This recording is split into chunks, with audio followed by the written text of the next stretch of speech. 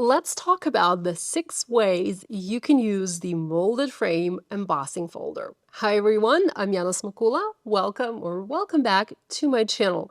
In this video, I want to share an in-depth look at my Molded Frame Embossing Folder. This embossing folder won the Spellies Award, or Best of Spellbinders, for 2025, and this is the best embossing folder from Spellbinders for 2025. I still cannot believe that this design won, but I am extremely happy and really speechless that you guys voted for this folder and have selected this to be your favorite. It is certainly my favorite, and I have already shared a video looking at this folder and sharing some projects that you can do with this folder. But over the last few months, I have been using it a lot, and I've made quite a few cards with it, and I tried different techniques with this folder as well. So I thought I would do a video where I would share 6 different ways you can use this embossing folder for your handmade cards.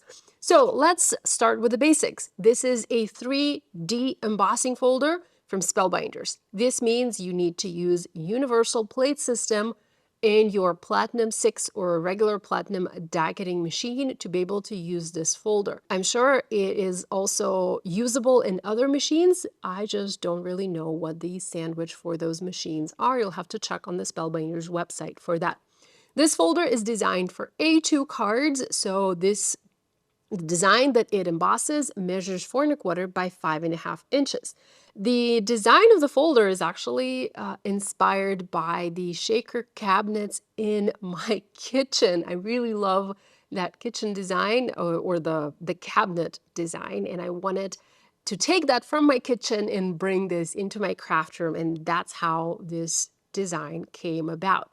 We also tried designing a 5x7 folder with a similar design, similar frame, but it didn't pass the testing, and sadly we were not able to manufacture that because we wanted to make sure that you would have perfect results with your folder every time you emboss.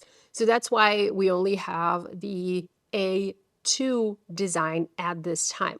This folder works for pretty much any occasion out there. It's not just every day. It's not just Christmas. It works for all cards that you can imagine. I do have this panel to show you what the design looks like once it is embossed. You can see that this is a 3D design. You can have, or you'd rather have a lot of empty space. So you have a nice frame around the edges, and this helps bring the eye of the viewer to the center of the folder where you might have, like a little sentiment or a focal point. You have room for sentiments. You can have a sentiment here. If you have a landscape, you can have a sentiment here, and you can stamp this directly onto the panel or glimmer or BetterPress it, whatever you want to do. Or you can also have a sentiment in the very center of your panel. So I made sure we had room for a sentiment because a sentiment is important on a card. Let me quickly show you a couple of cards that I have created in the past. You might have already seen them on my YouTube channel, but I just wanted to, give you a refresher and share some ideas. So this is created with my Yana's Daisies collection with Spellbinders from spring of last year. You can see this one embossed on this nice subtle pink cardstock. Then we have the brushed white cardstock and even unbrushed black. I love using this folder on different colors of cardstock or with different colors of cardstock. It looks great every time. So these are everyday cards, and these are all portrait. I also have a couple of landscape cards, and these are Christmas cards. These are with my Shadow Joy die from the City Holiday collection, also with Spellbinders. So you might have already seen all of these cards. Now, let's go ahead and actually look at the techniques. I know this was quite a long introduction, but let's go ahead and jump into techniques. So technique number 1, or way number 1, is you can use this embossing folder with another embossing folder design. So what I did here is I used a narrow embossing folder from the Spellbinders Crafty Advent Calendar. I first cut a panel to 4¼ by 5½ inches. I embossed a design with that narrow folder.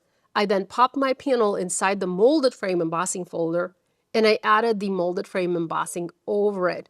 It did flatten the original embossing a little bit, but you can still see it and you can still somewhat feel it in the background. So you can use other embossing folders. I would go for a 2D embossing folder, probably something geometric.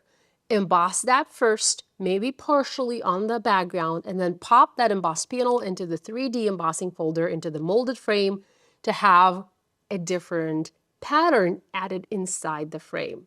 So this is technique number 1, combine 2 different embossing folders. For my technique number 2, I encourage you to do color blocking. So emboss 2 different colored panels using the molded frame embossing folder, then cut them in the center or make one slightly larger than the second one, piece them together, and you can have a bold and colorful embossed background. This is very easy to do, and you can see how much contrast and movement this adds to a simple card. Again, this was created with the Spellbinders Crafty Advent Calendar, and I do have a video that talks more in depth about this card if you want to learn more. I have links to all of the other videos that I mentioned in this video in the video description below. Here's another way to use this embossing folder, and this is by doing partial embossing. If you look closely, you can kind of tell that the embossing fades into nothing on the right-hand side of the card. I achieved this by only partially embossing the background by using the smaller universal plate system, the one that goes with a Scout machine in my Platinum 6 machine. But you can also do this in your Platinum 6 machine with a Platinum 6 universal plate system and only partially emboss the background to have this nice fade out effect. I do have a video showing how this is done in case you're interested. And you can have this fade out at the top or on the side or on the bottom, up to you. And I feel like it kind of looks interesting. It's kind of unexpected. It looks a little bit unfinished, but that unfinishedness, it's what makes it interesting. Also, for this card, I added another embossed panel on top. And this shows kind of another technique, how you can layer different embossed backgrounds. So I have my molded frame embossing in the background, and then I brought the postage frame embossing folder with a coordinating die. I cut a panel, I embossed it in the embossing folder with the embossing folder, and I layered that on top to achieve this look. Love it. My next technique for using the molded frame embossing folder is to pair the panel with a cutting die. There are many fantastic cutting dies from Spellbinders that add a little decorative edge. And for this card, I use the Perfect Touch rectangles. I cut the panel out using the second largest, and then I embossed that with a molded frame. As you can see, this gave me a slightly smaller panel, still embossed, but a panel with a decorative die-cut edge.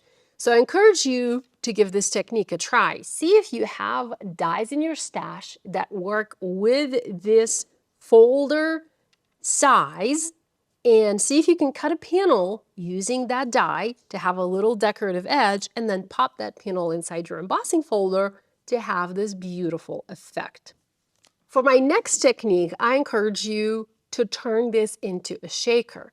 Because you have a geometric design here, you can cut a portion of this design out, again, using a die, and turn that into a shaker, like a nice little framed shaker. Here's a card that I created using the Emerald Cut supplies from Spellbinders. I did use their shaker tools. I have the Emerald Cut labels and tag die set, and then the coordinating Emerald Cut shaker dome.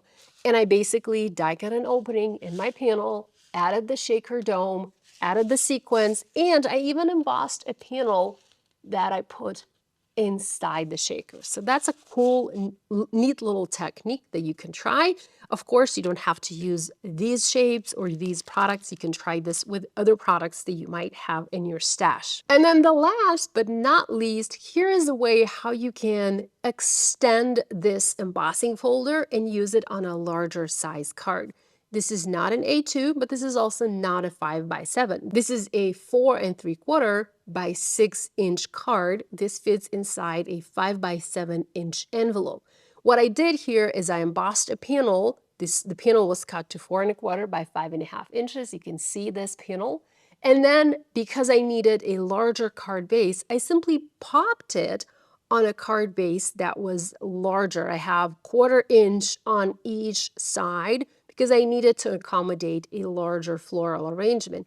And what this gives me a nice, beautiful frame and a floral arrangement in the center.